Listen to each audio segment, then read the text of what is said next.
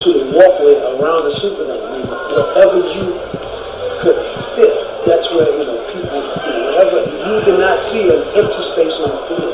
And then, the day after, I had gotten word that George had died. So, it didn't sit well with me because, I've thought about this man that I had talked to him in a short time, kind of had a rapport with. But it's funny to see somebody that you talk to, and the next day they tell you he's dead.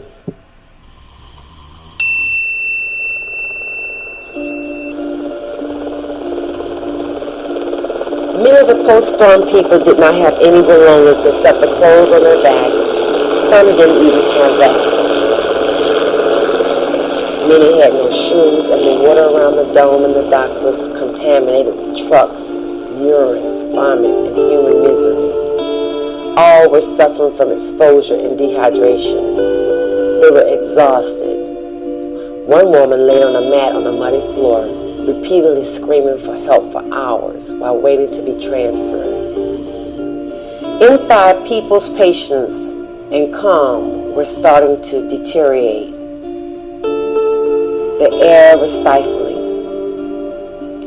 The bathroom started to back up as there was no longer running water. The generator supplied limited electricity for safety light only. Again, there was no information as to when we all would be leaving.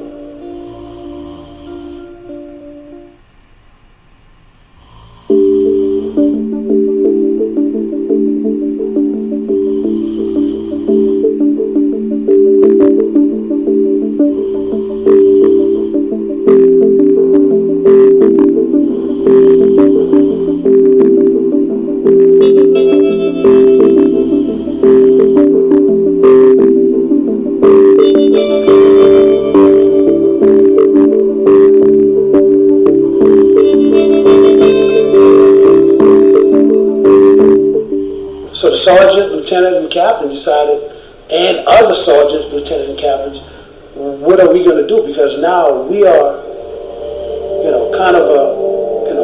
we have guns. Do we want people coming to the dome to say, we know where the police are, it's nighttime, let's overtake them? It was kind of a little excitement. The captain comes to you and is like, look, late on the night, moving out. Be prepared.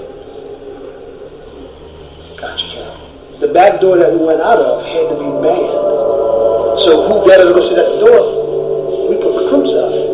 It was a key entry point to coming up our ass, so to speak. And we don't want nobody to come up our ass, because that's where people can hurt us. Even though it's still a calm situation, you can feel and you know what's going on, that people are going to start getting antsy and stuff, things are going to start happening. So before it happened, we reacted. While I was there, when the police came off the front line, in this city you got a lot of different gangs, neighborhoods. But when you put all of those people under one roof, the police know markings, signs that they use, clothes that they wear, the way they walk, the way they carry themselves. The policeman has a feeling of something wrong. And when the military told them, we're in charge, back away, they argued the point, but the military said, no, we're in charge. So naturally, NOPD said, you got it. Oh, we heard all kinds of rumors, but we were pretty much unaware what the police were doing, really. Because it seemed like the police and the military didn't really know what each other were doing. In the cover of night, we moved down, to our vehicles, and for the duration, our vehicles became actually our house. No, this is serious. We didn't know what to expect from people who didn't have anything, because as the days went, and people were coming to the Superdome for help, we needed help ourselves. But making that move up to the area that we named Camp Katrina, we felt that it was safe. We had the advantage point.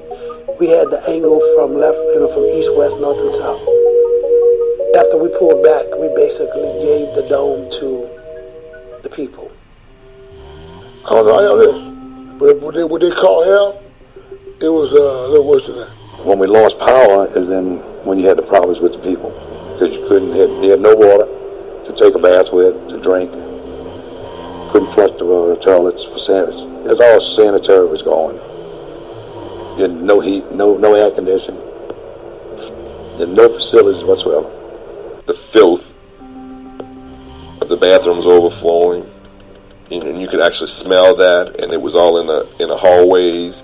They had the bathrooms on in the Superdome, but the bathrooms stank so bad. I can remember this like it was yesterday, that I didn't even want to go in the bathroom because the smell could have you vomiting. It was degrading. I had to laugh because I found myself in the room where police officers, where I've had a roll call for the Saints game. Yeah. You know, I'm thinking this is the only place I can go. I don't think nobody's gonna go. And hey, my stomach is bubbling, but you know, I have to literally go. So here I am. I find myself squatting over a box, inhumane. You know, in the New Orleans police officers roll call room. And we got two people from the Superdome trying to assess the damage, and I have to yell to them, hey, somebody's in here. And they, you know, I'm sorry. I guess they knew what I was doing, but where else were you going to go? And the other police officers following their other little niches where to go. You know, it was just inhumane. It was the fluid, like I said, condensation. We trying to survive with food. We trying to get water, you know. But that's something, you know, that's things that people don't know about. So we spent a couple of days like on the outside as you enter the dome, you know, on the stairwells and what have you. And I would sit like right in the back way. I would sit like the back way of that. And every once in a while I'd get up and walk and go look at the water. And I just go back and sit down, and I'm like, you know. They're not doing everything that they can do because there's no reason why we should have all these people out here like this. This woman here has lost her two children. She don't know where they're at. They don't know if they're alive or dead. Wednesday was the most lopsided up and down day that was there for that 1 day and a half.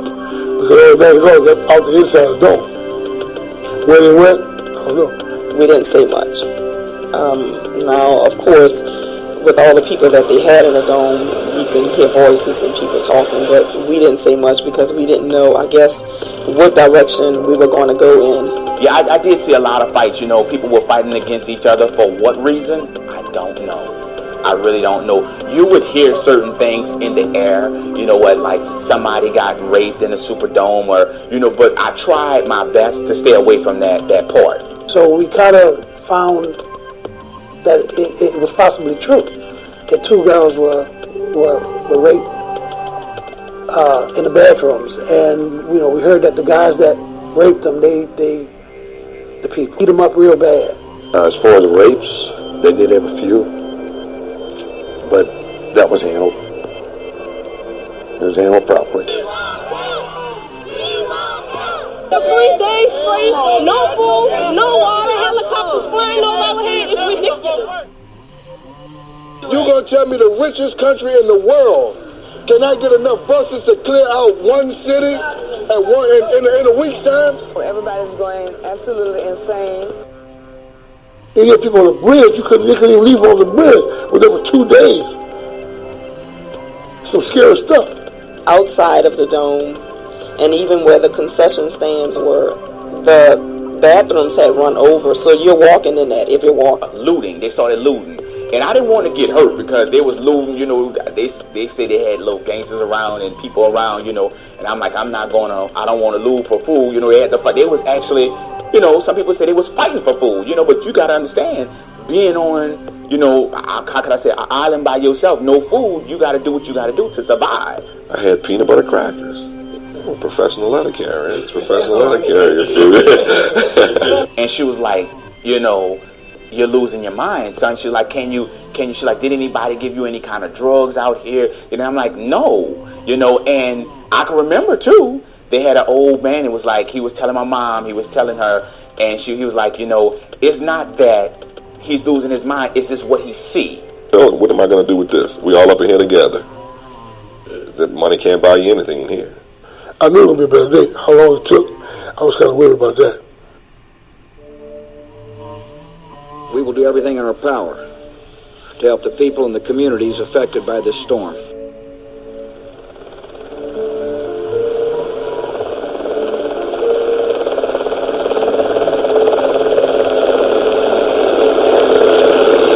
We are dealing with one of the worst natural disasters in our nation's history. And this is where the president got me choked up.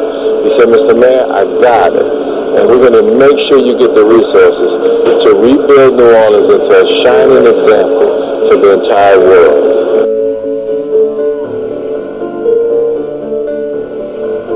Sure, I'm frustrated. Everybody's frustrated. This is a war zone that we're working in right now, and we'll continue to make progress day by day by day. This is not merely responsible. In fact, we are in the middle of something that is dynamic. We have a choice to make. We can spend a lot of time in the rearview mirror, or we can spend a lot of time looking out the windshield, seeing where we're going. Not one of those drug addicts. I am thinking very clearly. And I don't know whose problem it is. I don't know whether it's the governor's problem. I don't know whether it's the president's problem. But somebody needs to get the plane and sit down, the two of them, and figure this out right now. But God is looking down on all this. And if they are not doing everything in their power to save people, they are going to pay the price.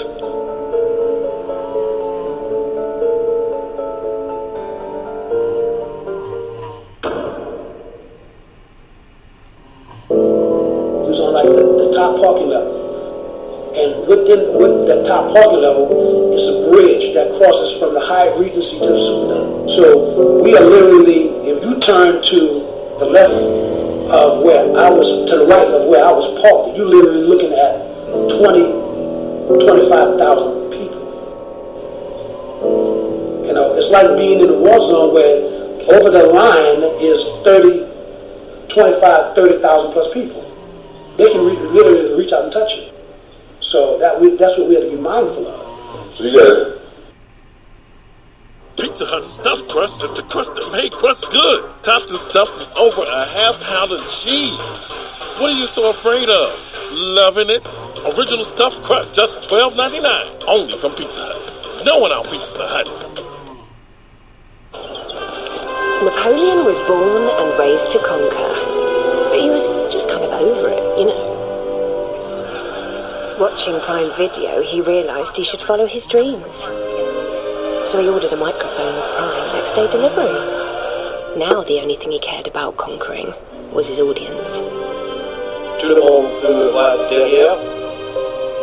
Ok, je me lève. Prime changed everything. Roundup Max Control 365 products let you stay ahead of crafty weeds. They create a weed-preventing barrier that's ideal for hardscape and spot weed control. Apply them to the area and watch them ward off weeds year-round. You're stuck paying the same auto insurance rate as this guy, even though you've always been responsible. Like back in college when you aced your 8 a.m. final because you knew when to leave the party the night before. Now your responsibility can get you a better auto insurance rate. With Karma Drive, you can track your good driving to see if you can get a big discount from a trusted insurance provider, so you can spend your money elsewhere. Get the Money app where your hard work pays off and create your own karma. Credit Karma. Literally all left the Superdome. There's nobody, No, we were still in, what we named our area Camp Katrina. The parking lot we were in, we named it Camp Katrina, and we were there. But there was nobody inside the Superdome. No. We would go on patrols during the daytime, not at night. At night there was nobody. There was nobody. Once the power got back. Nobody. During the daytime, they had come to, our higher ups and told us, hey, we need some help, with putting sandbags on the generator because water's steady rising. So we go down and we see water now is all around the Superdome. At least 3 feet. around the Superdome. But if water would have gotten any higher,